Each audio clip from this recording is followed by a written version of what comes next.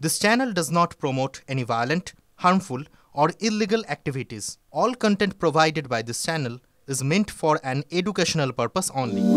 পেট্রোকার্বন and chemical লিমিটেডের হাত ধরে নতুন বিনিয়োগ ঘটতে চলেছে হলদিয়া শিল্প তালুকে। গড়ে তোলা হচ্ছে ইলেকট্রিক্যাল ক্যালসাইন্ড অ্যান্থ্রাসাইট প্ল্যান্ট এবং কোলতার ডিস্টিলেশন প্ল্যান্ট। 15 একর জায়গা জুড়ে 91 কোটি টাকা বিনিয়োগে নতুন দুটি প্ল্যান্ট করা হচ্ছে হলদিয়া শিল্প তালুকের বারধান্যঘাটা মৌজায়। রাজ্যে প্রথম এমন কারখানা গড়ে উঠেছে খুশির হাওয়া শিল্প মহলে।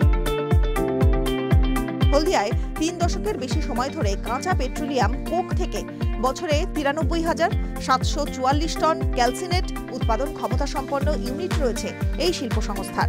এবার তারই পাশে নতুন শিল্প স্থাপনের উদ্যোগ চূড়ান্ত পর্বে।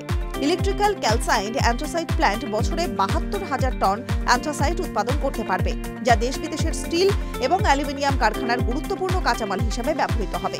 আর অন্যদিকে কোলতার ডিস্টিলেশন প্ল্যান্ট বছরে 60,000 টন উন্নত মানের কোলতার উৎপন্ন করবে। দুটি কারখানায় জিরো ডিসচার্জ প্ল্যান্ট হিসেবে কাজ করবে বলে জানা গিয়েছে।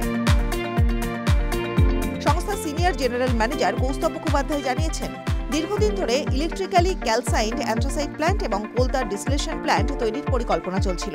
হলদিয়াতে আমদানি রপ্তানির ক্ষেত্রে বন্দর রয়েছে রেল এবং সড়ক যোগাযোগ ব্যবস্থা। প্রয়োজনীয় জল এবং বিদ্যুৎ পাওয়ার সমস্যা নেই এখানে। সমস্ত কিছু পর্যালোচনা করে আমরা হলদিয়াতেই 91 কোটি টাকা খরচে এমন দুটি নতুন প্ল্যান্ট গড়ার চূড়ান্ত সিদ্ধান্ত নিয়েছি।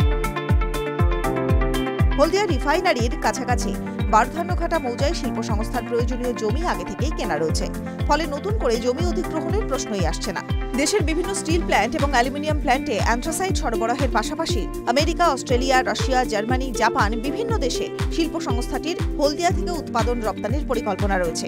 জানা গিয়েছে, প্রত্যক্ষ এবং পরোক্ষভাবে প্রায় 400 মানুষের কর্মসংস্থানের সুযোগ তৈরি করবে কারখানা দুটি। সবকিছু ঠিকঠাক থাকলে আগামী 1.5 বছরের মধ্যে শেষ হবে কারখানার নির্মাণ কাজ। 2026 সালের নভেম্বর কিংবা ডিসেম্বর মাসে দুটি কারখানা থেকে উৎপাদন শুরু করার টার্গেট রয়েছে। দীর্ঘ কয়েক বছর পর হলদিয়ায় নতুন বিনিয়োগে খুশির হাওয়া শিল্পাঞ্চলে। এদিন এই কারখানা সংক্রান্ত বিষয়ে এলাকাবাসীদের নিয়ে জনশুনানি করল প্রশাসন এবং কারখানা কর্তৃপক্ষ। TV9 Bangla digital.